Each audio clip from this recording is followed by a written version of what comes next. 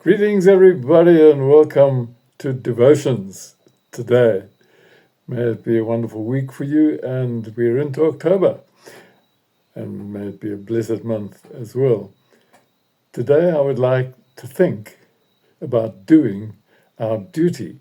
Jesus told a story about this, and we read about it in Luke chapter 17 from verse 7 to verse 10. Suppose one of you had a servant ploughing or looking after the sheep. Would he say to the servant when he comes in from the field, "Come along and sit down to eat"? Would he not rather say, "Prepare my supper, get yourself ready and wait on me while I eat and drink, and after that you may eat and drink"?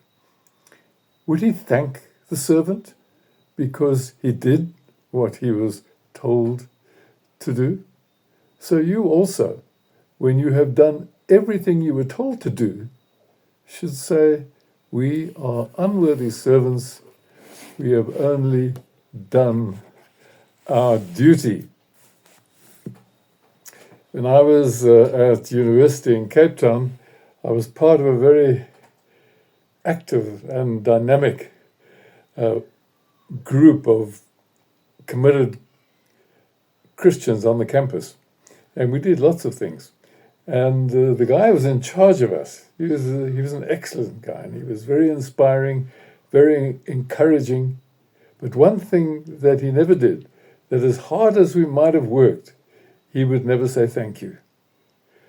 And at first, I thought, well, why doesn't he ever say thank you? I worked so hard on this thing. And then I got the message that he was working equally hard, but I was simply doing my duty. And there was no need to thank me. You were doing it not for him, but you were doing it for God. He would be, as Jesus said in this parable, would he thank the servant because he did what he was told to do? That was a good lesson for me. Some people get incredibly upset if they're not thanked. I've known people to leave the church in a huff because they haven't been appreciated and thanked for the hard work that they did. It sounds like such a dull thing. Do your duty.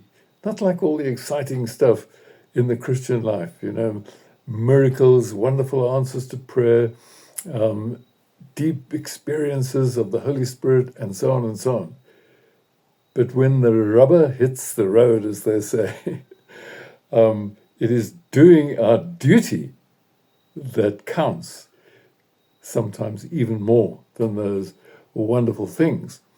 Some people, and I am part of the some people, we are late for meetings, we forget what we agree to do, we leave it to others sometimes and don't take our own responsibility. We waste time by being distracted instead of using the time that we are meant to be doing our duty in a fruitful way. Well, in this parable, we see that these servants are doing what they are told to do, what they have agreed to do. And so part of doing our duty is being willing to submit to the authority of the person that we are accountable to. And that means at times me putting myself aside and my interests and my desires in order to be able to do what I have been asked to do and what I have agreed to do. And so in this parable, we see that things are supposed to be in the proper order. If you are directed to do something because of your commitment to another person or because someone has employed you, do it. It's an inward battle sometimes, but it's so important. And even in our homes, we have duties. We try to teach our children that they must do their duty. Clean your room. Help with the washing up. Help Dad wash the car, etc., etc. Tough call, because they often are a bit reluctant. And paying our bills, looking after our finances, making sure that our family feels secure. And sometimes that is really, really tough, being careful with our money. If you look at Jesus, Jesus did his duty. He says in John chapter 6 and verse 38, I have come down from heaven, not to do my own will, but to do the will of him who sent me. He came to do his duty to his Father. And in Gethsemane, he says, not my will, but yours be done. And even in that extreme situation, with the agony that awaited him, Jesus was doing his duty. He never expected thanks. Or if he wasn't thanked, he wasn't in a huff about it.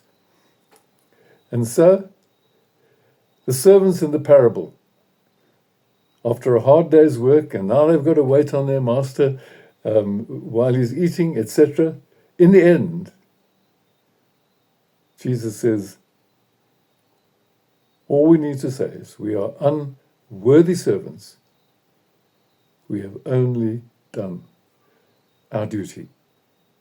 Well, may God help us to keep up with that. Imagine if every politician was committed to doing his duty with the responsibilities he'd been given. Imagine if every person in business was there to serve rather than simply to make money. Imagine if in every home, every member of the family was able to do their duty, and so on and so on.